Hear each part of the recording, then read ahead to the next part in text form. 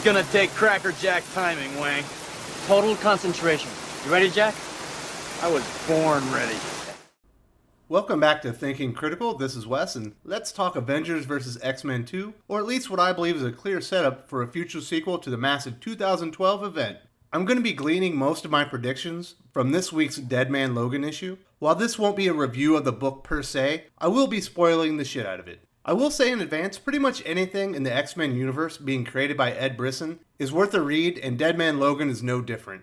The only time his X-Men books fail to excite is when he collaborates with less talented writers like Matthew Rosenberg, with the Uncanny X-Men relaunch being the best possible example. Brisson's recent Old Man Logan, Cable, and Extinction series, as well as his current work on Dead Man Logan and X-Force, are the only new X-Men books worth reading, in my opinion. Dead Man Logan number 3 starts out in Times Square, New York, as Logan is going toe-to-toe with the Sinister Six as he tries to reach Mysterio and change the timeline that wipes out the Avengers and X-Men. In reality, Mysterio is controlling Logan's mind, and he's actually tearing through the Avengers. All the while, the real threat of Miss Sinister, Sin, Crossbones, and Mysterio are watching from a penthouse nearby. Here, Mysterio explains that any plea from the Avengers will be perceived as a threat by Logan and drive him to fight harder. Prior to this issue, Logan and Hawkeye have teamed up to track down Mysterio to prevent him from using this very illusion to cause Logan to kill the Avengers and lead to the destruction of mutants worldwide. So Hawkeye and the Avengers are aware that Logan isn't trying to fight them, but believes he's hunting down Mysterio during the battle. Eventually, Iron Man tries to fly Logan into high altitude and cut his oxygen to subdue him. Things don't go as planned, and Logan starts tearing Tony Stark's armor to pieces, putting him in mortal danger. Ghost Rider and She-Hulk arrive to save the day and retrieve Tony before it's too late. But the stakes are being raised in the conflict, and Logan is becoming a greater threat by the moment.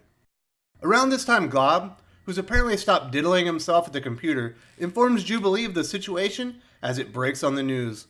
Here is the first mention of another X-Men versus Avengers thing, and the Avengers are also aware why Logan traveled back to their time to stop Mysterio and change the timeline where the Avengers and X-Men are destroyed. It's also made clear that the night Logan was supposed to kill the X-Men has already passed, so the original timeline has already been changed. There's a very interesting reveal towards the end of the book regarding the villains. Miss Sinister and Sin are discussing what will happen to Mysterio after the heroes are wiped out. They discuss how in the previous timeline Sin's father, the Red Skull, has killed Mysterio to prevent him from performing the same mind control on the villains. It's then revealed that Miss Sinister wasn't confiding about the eventual murder of Mysterio to Sin, but to Mysterio himself. He then exits the building, and the mind control over Logan is removed. This is a very interesting turn of events, and certainly makes the Dead Man Logan series much more compelling moving forward. At this point, the X-Men, led by Jubilee, have arrived and the mind control over Logan has been released. The two teams are left to deal with the fallout of the Times Square confrontation. Dr. Celia Reyes proclaims they'll handle it from here, but the memories of the previous encounter between the two hero groups remain, and these new wounds are fresh. Captain America objects, as Logan has caused a great deal of destruction and almost killed Tony Stark. I will say the encounter between Cap and Jubilee in the bottom panel feels very out of place. At no time have I ever felt Jubilee has the clout to flip her shades and speak so dismissively to a hero as decorated and venerated as Cap. Back to the subject at hand. In the end, the X-Men load up Logan and proclaim they'll ensure this doesn't happen again. This is definitely a precursor to another episode of Logan getting loose and causing destruction that the Avengers have to clean up. Tony doesn't agree with Cap's decision to release Logan to the X-Men, and Tony is very clear he doesn't trust the X-Men to handle the situation. Then, for a second time, this time from Cap himself, it's stated, "I'm not going to set off another Avengers Versus X-Men War." I feel that the tensions between the Avengers and X-Men are being created for a future story pitting the two iconic superhero teams in a sequel event to 2012's Avengers vs. X-Men. It's no accident that Jubilee and Captain America, the highest-ranking members of the Avengers and X-Men present in the book, clearly state they don't want another Avengers vs. X-Men battle. This is clear foreshadowing for a future event. This will most certainly occur after the Dead Man Logan series is complete in the winter of 2019. The 10-year anniversary of AVX is coming up pretty quick, and the arrival of the X-Men in the MCU should come sooner rather than later, now that Disney has acquired 21st Century Fox. My prediction for an Avengers vs. X-Men sequel is that since the House of M, they've managed to do AVX series where the X-Men solve most of the world's problems, and the Avengers need to screw it all back up to fix it. They've got to go big this time. In House of M, the mutants solved racism, created racial harmony, gave everyone their biggest dream, and the Avengers needed to come back in and fix it by bringing racism back. And in the first Avengers Versus X-Men event, the mutants went further. They not only fixed racism, but they also saved the ecosystem, created sustainable energy, cleaned the atmosphere, and built a literal utopia. So the Avengers had to fix it and return the world back to its current hopeless existence. So how will the X-Men fix the world this time so the Avengers can destroy it again by fixing it? How do you go bigger than utopia? Make everyone a peaceful mutant? Make everyone human? Do everyone a favor and wipe out the Inhumans once and for all since nobody likes them anyway? Who knows, but rest assured, when they do AVX2, they'll find a whole new way for the X-Men to save the entire world and the Avengers to decide they gotta fix it back into being a mess. The X-Men universe just started a very large-scale event, Age of X-Men, introduced from their recent Uncanny X-Men relaunch. This is a substantial undertaking, which will include 6 5-issue miniseries, as well as tie-in issues within the current X-Men comics. I can't imagine they'll want to exhaust the creators associated with the X-Men universe by jumping right back into another massive event. Ed Brisson, Matthew Rosenberg, and Kelly Thompson are the primary creators for X-Men at the moment, but the writing team of Lonnie Nadler and Zach Thompson recently entered the fold to work on the Age of X-Men Alpha series.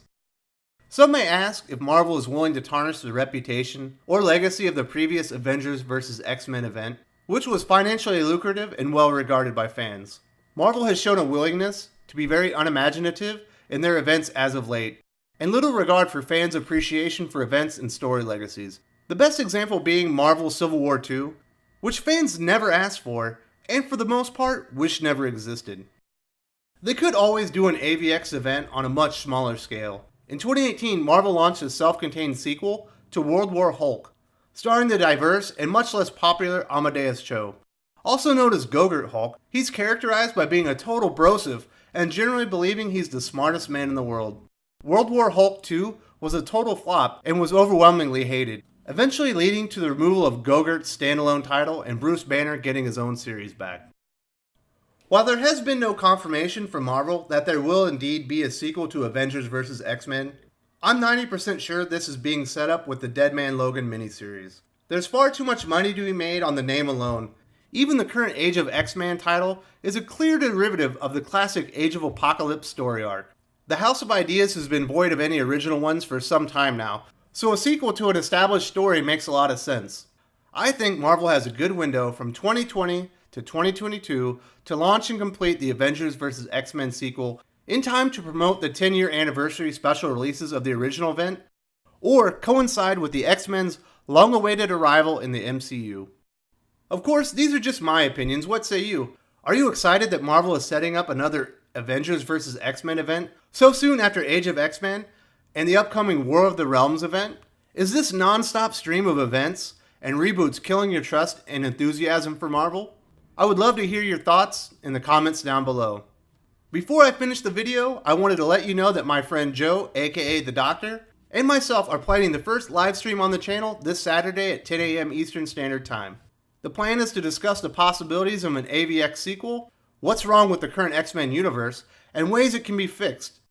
If there's extra time, we'll take questions or just shoot the shit about comics, movies, or wherever the conversation takes us. I hope you can join us for the first live stream on the channel. If you enjoyed this video, please give it a like. I would appreciate it very much. It helps us attract more views for the channel. Subscribe for future commentary, comic book news, and reviews. And don't forget to ring the bell for notifications. If you want to talk comics, movies, and much, much more, you can follow me on Twitter at Wes_from_TC. With that, Salamat Po, and I'm out.